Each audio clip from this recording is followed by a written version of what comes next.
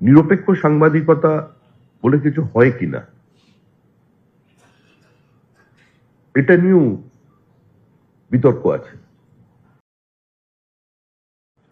যার সঙ্গে সাংবাদিকরাও ওতপ্রোতভাবে জড়িত আছে। কারণ কোনো না কোনো ভাবে সংবাদ মাধ্যম সাংবাদিকদের অধিকার বাজেয়াপ্ত করা হয়েছিল। নিরপেক্ষ সাংবাদিকতা বলে কিছু হয় কিনা এটা নিয়েও বিতর্ক আছে।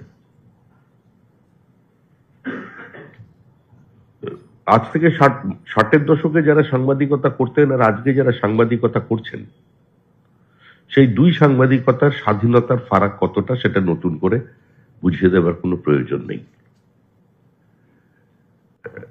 আমাদের দেশে তো ইয়েলো জার্নালিজম চলে না, কিন্তু ইনভেস্টিগেটিং জার্নালিজম চলতো। গত 10 বছরে সারা দেশ জুড়ে কিংবা সারা রাজ্যে এ ধরনের কোনো সংবাদ পরিবেশিত হয়েছে বলে আমার জানা নেই। বিচ্যুতি কি হয়নি? বিচ্যুতি হয়েছে। দুর্নীতি কি নেই? দুর্নীতি আছে। Corruption is a basic menace to human civilisation, কিন্তু সেটা প্রকৃত অর্থে তুলে আনার জন্য যে পরিস্থিতি, সেটাও এখন কোনো না কোনো ভাবে সরকার দ্বারা নিয়ন্ত্রিত হচ্ছে। এটাই মানুষ মনে করেন, এটাই সমাজবিজ্ঞানীরা মনে করেন বা পুরনো সাংবাদিকরা মনে করেন। এখন সাংবাদিক হচ্ছে বাইট ক্যাচিং সাংবাদিকতা, এটা সাংবাদিকরাই বলছেন। একজন সাংবাদিক আমার সকালে ফোন করে বলছেন, আচ্ছা দাদা বলো তো এটা কি আমার কাজ? সকালবেলা তৃণমূলের প্যান্ডেল বাঁধা হচ্ছে, তৃণমূলের না হলে এটা বিজেপিরও হতো। বাঁশ বাঁধা দেখবার জন্য আমাকে পাঠিয়ে দেওয়া হয়েছে ক্যামেরা হাতে। এই পরিস্থিতির মধ্যে আমরা চলেছি। কাউকে চিহ্নিত করে দেওয়া হচ্ছে সে কোন দলের সাংবাদিক। এর থেকে বেরিয়ে আসার একটা সময় এসেছে, কিন্তু কঠিন। অনেক প্রত্যাশা নিয়ে মানুষ এবারে ভোট দিয়েছেন। আমি আবার বলছি, আমি দলের প্রতিনিধি, আমি নিরপেক্ষ নই, তো তার বাইরে তো আমার কোনো অস্তিত্ব নেই। আমি শ্রমিক ভট্টাচার্য অনেক মানুষ চিনছেন। ক্ষমতায় আসবার পরে হঠাৎ দেখলাম রহস্যজনকভাবে আমার গাড়ির সামনে একটা পাইলট কার যুক্ত হয়ে গেল, সেটাও আমার অজানা। আমি যেখানে থাকি 3-4 জন পুলিশ পৌঁছে গেল। আমি কোনোদিন কোনো সিকিউরিটি নিইনি, কিন্তু দেখলাম হয়ে গেল। এরকম অনেক জিনিস হয়, ঘটে যায়, আমাদের সঙ্গে হয়, আপনাদের সঙ্গে হয়। কিন্তু আমি সেই দলের প্রতিনিধিত্ব করতে এসে বলছি যে এবারে নির্বাচনে যে পরিবর্তনটা হয়েছে, সেই পরিবর্তনটা শুধুমাত্র আমাদের সাংগঠনিক শক্তি দিয়ে পরিবর্তন হয়নি। এই পরিবর্তন হয়েছে দীর্ঘদিনের মানুষের একটা ক্রমবর্ধমান ক্ষোভ, চূড়ান্ত অস্থিরতা, মানুষের প্রত্যেকটা গণতান্ত্রিক অধিকারকে বাজেয়াপ্ত করে নেওয়া হয়েছিল, মৌলিক অধিকার পদদলিত হয়েছিল, যুক্তরাষ্ট্রীয় ব্যবস্থাকে অগ্রাহ্য করে অস্বীকার করে দেওয়া হয়েছিল। রাষ্ট্রপতি থেকে শুরু করে রাজ্যপাল, সাংবিধানিক সমস্ত পদগুলোর ক্ষমতা শুধু খর্বিত করা হয়নি, কালিমালিপ্ত করে দেওয়ার ব্যবস্থা করে দেওয়া হয়েছিল। শুধু খবর দেখতাম। আজ থেকে 30 বছর আগে আমাকে প্রদীপ ভট্টাচার্য বলেছিলেন, তুমি প্রত্যেকটা খবরের কাগজের সম্পাদকীয়টা পড়ো, হেডলাইন পড়ার সঙ্গে সঙ্গে একবার দেখে নেবে, তারপর সম্পাদকীয় পড়বে, তারপর কাগজ পড়া শুরু করবে। প্রদীপদার কথাটা আমি মেনেছিলাম এবং সেইভাবেই এখন আমি খবরের কাগজ পড়ি। কেন জানি না মনে হচ্ছে বাংলা ভাষা, ইংরেজি যে সংবাদপত্র আছে সেখানে সংবাদ যেন কোনো একটা জায়গায় আটকে যাচ্ছে। সাংবাদিকদেরও একটা নির্দিষ্ট ভূমিকা আছে। সাংবাদিকরা যদি কোনো দলের অনুগামী হয়ে যায়, দলের মতাদর্শ তো থাকে, প্রত্যেক মানুষের রাজনৈতিক মতামত আছে, সাংবাদিকেরও রাজনৈতিক মতামত আছে। দিনের শেষে সেই মতামতটাকে সে ব্যক্ত করবে, এটা স্বাভাবিক। সেও একজন মানুষ, সে একজন নাগরিক। সমাজের প্রতি তারও দায়িত্ব আছে, দায়বদ্ধতা আছে, রাজনৈতিক সচেতনতা আছে, রাজনৈতিক ভালো লাগা না লাগা আছে। কিন্তু সম্পূর্ণভাবে কলম ধরার পরেই যদি কেউ সেখান থেকে লেখা শুরু করে দেন কিংবা কোনো চাপের কাছে আত্মসমর্পণ করেন, সমাজের অনেক মানুষ মনে করেন যে এটা ঠিক হচ্ছে না, কিন্তু কোন পরিস্থিতিতে সাংবাদিককে সেই কাজ করতে হচ্ছে সেটাও বোঝা উচিত। বামপন্থীরা বলতেন যে 85% সংবাদপত্রের মালিক হচ্ছে বহুজাতিক সংস্থা সারা পৃথিবী জুড়ে। সেই জন্য শুধুমাত্র মার্কেট বরোইং পলিসিকে বাজারে তুলে ধরাই একমাত্র সাংবাদিকদের কাজ। সংবাদকে নিয়ন্ত্রণ করছেন বহুজাতিক সংস্থার কর্ণধাররা। সাংবাদিকতায় নিরপেক্ষতা নেই, সাংবাদিকদের কোনো স্বাধীনতা নেই।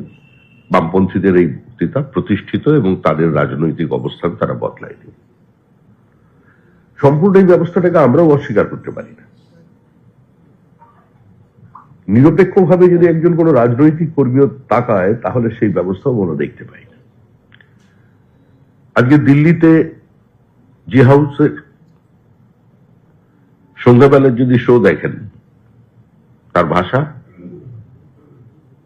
আর এখন এই সরকার আসার আগে পর্যন্ত সেই একই হাউস, তার এখানে সংবাদ পরিবেশনা, দুটোর মধ্যে একটা বিস্তর পার্থক্য আছে এবং এই পার্থক্যটা দৃশ্যমানতা অত্যন্ত প্রকট এবং লজ্জাজনক।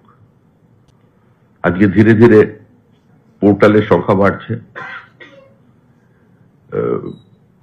গণমাধ্যমের যুগে সাংবাদিকতা বা তথাকথিত প্রতিষ্ঠিত সংবাদপত্রের পড়ার গুরুত্ব কমছে।